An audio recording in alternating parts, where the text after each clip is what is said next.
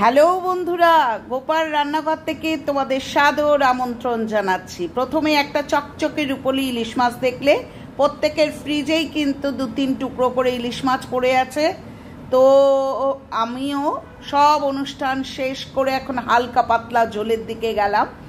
অর্থাৎ এবার ইলিশ মাছকে আমি আলু বেগুন দিয়ে পাতলা ঝোল করে দেখাবো। প্রত্যেকে করো, আমি আমার মতো করে করি।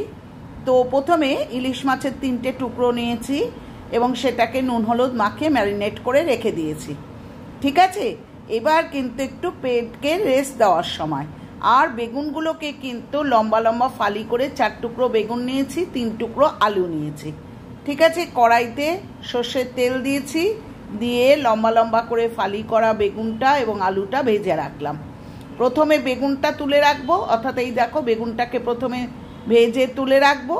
তারপর কিন্তু আমি আলুটাকে লাল লাল করে ভেজে কিন্তু আলুটার মধ্যেই কিন্তু ওই তেলটার মধ্যেই দেখো বেগুনটা কিন্তু এখনও আমার ভাজা হয়নি। ঠিক আছে বন্ধুরা, দেখো বেগুনটাকে তুলে রাখলাম, আলুটাকে লাল লাল করে ভেজেছি। এরপর কালো জিরে ফোড়ন দিলাম ওই অবশিষ্ট তেলের মধ্যেই। তারপর কিন্তু আমি কালো জিরের থেকে যখন একটু সুন্দর গন্ধ বেরোতে শুরু করেছে, সেই সময় আমি কিন্তু জল ঢেলে দেবো। ঠিক আছে, তেলের মধ্যে জল ঢেলে দেবো, একদম হালকা পাতলা ঝোল। প্রয়োজন মতো অর্থাৎ পরিমাণ মতো নুন দেব,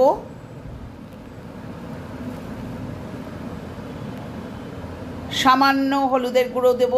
কারণ হচ্ছে যেহেতু এখানে আমার ইলিশ মাছের সংখ্যা 3, সুতরাং ঝোলের পরিমাণও কম রাখবো। অল্প হলুদ দিলাম, অল্প কাশ্মীরি লঙ্কার গুঁড়ো দেব, হাফ চামচ ধনের গুঁড়ো দেব, হাফ চামচ জিরের গুঁড়ো দেব। ঠিক আছে, এবার ভালো করে কিন্তু আমি মশলাটাকে কিন্তু ভালো করে একটু নাড়াচাড়া করে কিন্তু একটু কষিয়ে নেব, কারণ নাহলে কিন্তু গন্ধ আসবে। হয়ে গেল বন্ধুরা, আমি কিন্তু গরম জল এবার এই ইলিশ মাছের ঝোলের মধ্যে, পাতলা ঝোল তো একটু ঝোলের পরিমাণ বেশি রাখলাম। আর আমি কিন্তু ইলিশ মাছটাকে ভেজে নেব না, অর্থাৎ নুন হলুদ মাখিয়ে রেখেছি যে ইলিশ মাছটা, সেই কাঁচা ইলিশ মাছটাই কিন্তু আমি জলে ঢেলে জলের মধ্যে দিয়ে কিন্তু ভালো করে ফুটতে দেব। বন্ধুরা, এর মধ্যে কিছু দাও আর না দাও, অন্তত বেশ কটা কাঁচা লঙ্কা কিন্তু ছেড়ে দিও, কারণ এই পাতলা ঝোলটাতে কিন্তু কাঁচা লঙ্কা খুব ভালো লাগে। এবার নামানোর আগ দিয়ে বেগুনটা একটু যেগুলো ভেজে রেখেছিলে সেগুলো দিয়ে নামিয়ে দিলে। দেখেছো কি সুন্দর হয়েছে বেগুন আলু দিয়ে পাতলা ইলিশ মাছের ঝোল। এটা গরম ভাতে খেতে খুবই ভালো লাগবে, অত্যন্ত সুস্বাদু খাবার। দেখলে কত কম ঝামেলাতে করে ফেললাম। তো এইভাবে প্রত্যেকেই করো, যারা জানো জানো, যারা জানো না তারা করে নিও এইভাবে। আর আজকে আসি, পরের দিন ফিরবো আবার কোনো নতুন আইটেম নিয়ে। পুরনো বন্ধুরা এইভাবে পাশে থেকো, ভালো ভালো কমেন্ট করো।